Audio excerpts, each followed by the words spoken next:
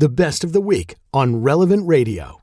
One of these great moments was in Seattle. Seattle has great soccer fans. And so they all came out to the game, to the U.S. game against Australia last Friday. And the Australian players were tough and they were kicking at the U.S. players and chirping. It was getting a little bit, kind of prospectively violent.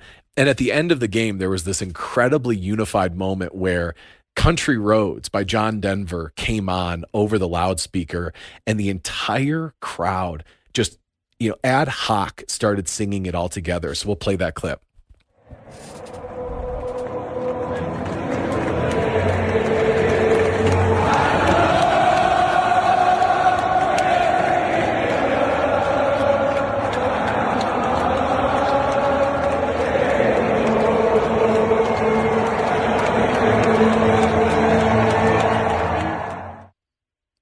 So this clip is going viral on social media, hundreds of millions of views and likes, because it just was such a powerful expression of American unity in that moment.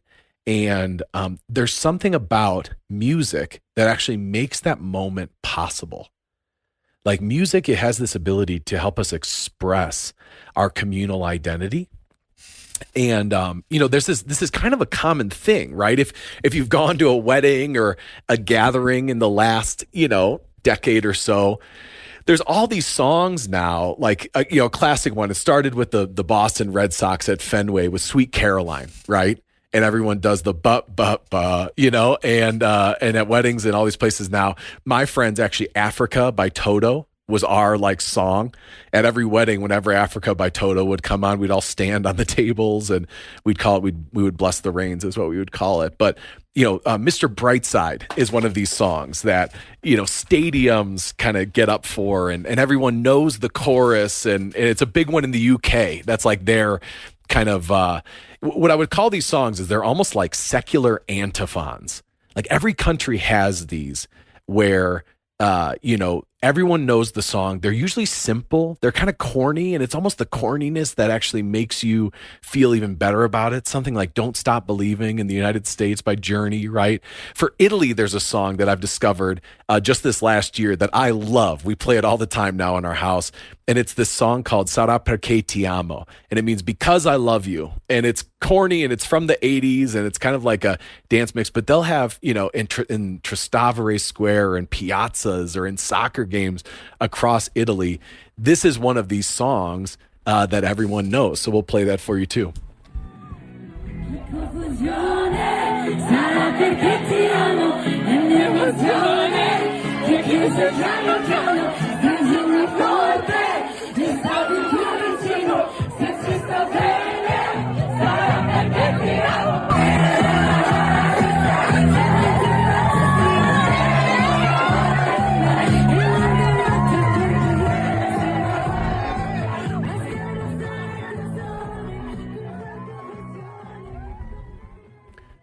I think what I want to point to in these moments, right, is what music reveals about the human heart.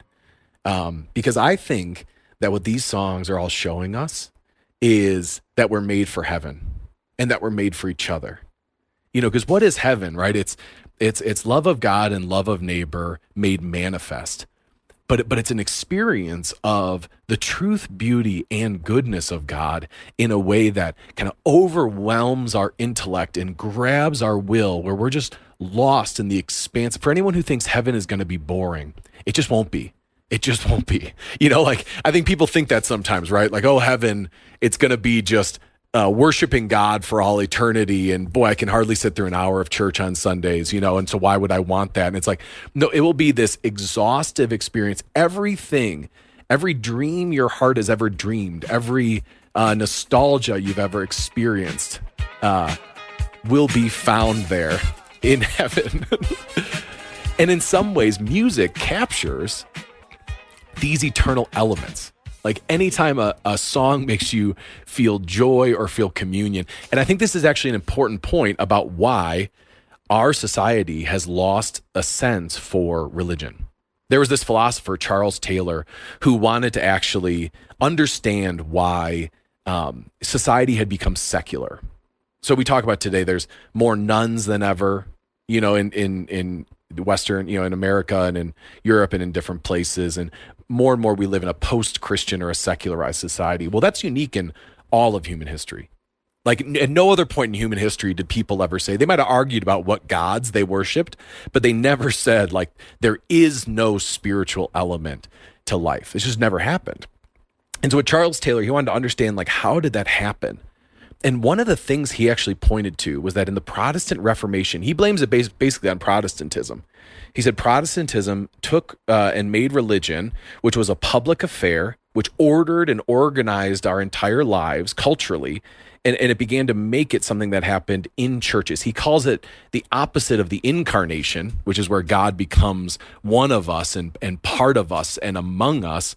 And he calls it excarnation, where God is taken out of us and out of common society, and it's made a private and personal affair, something that happens in churches, but not something that necessarily suffuses society. And he really blames, in a certain sense, Protestantism for this.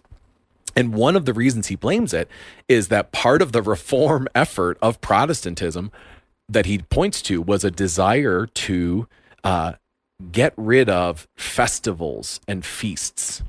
All right, so when we talk about the feast of Saint Sebastian or the feast of, if you've ever seen The Godfather, right? Godfather Part 2, when Vito Corleone kills, the local mobster, the representative of the Black Hand, it happens during one of these communal feasts, right? That we used to have more frequently with processions, and the whole world would kind of stop to celebrate our local saint. My wife grew up in a very Italian town in central New York, and they used to have St. Anthony's Festival, St. Anthony's Parish, St. Anthony's Festival every year, right? It was a whole town affair. It's great. It's like a town of 10,000 people, and they have 2 Catholic churches because you needed one for the Irish and one for the Italians.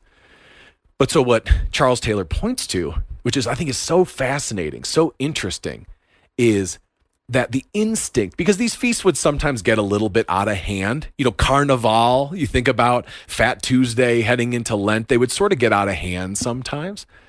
And so the reformers wanted to suppress this public instinct for communal celebration. And Charles Taylor actually points to that as one of the things that started the process of excarnation and removing Catholicism from the public life and from the common life. Because what he said is, and it's true, Chris Stefanik has made this point. If you look at the societies that have retained a lot of religious identity, like if you go to New Orleans, they have way less animus and resentment toward the faith than they do in the Northeast. And you know why? Because religion has always been tied for New Orleans to carnival, to celebration. And so I think that these songs, in some ways, what music can do, even when it's imperfectly so, is it can help us point to the natural human desire for God, that in these common communal moments where we're all singing a song together, as simple and as silly and as secular seemingly as the song might be, it's one of these last vestiges of carnival, of a thing we do all together. It's paraliturgical. We're doing something together that connects us with each other and opens our heart in a small way, in a very small way, and in a very imperfect way to the divine. This is the idea, right, there's the Scottish novelist, it's often attributed to G.K. Chesterton, but the Scottish novelist said, every young man who knocks at a brothel is unconsciously looking for God. I think everybody who's singing Country Roads and is experiencing goosebumps and is lifted up in that moment, celebrating their country with a healthy sense of patriotism and joined to their neighbor, even though they have political differences. In some way, this is one of our last vestiges of these reminders that our humanity is beautiful. They are mini liturgies, and music can help do this for us. That was the Best of the Week on Relevant Radio. The best way to listen to the Best of the Week is on the Relevant Radio app. Free and always free. Download and share the #1 free Catholic app today in the App Store.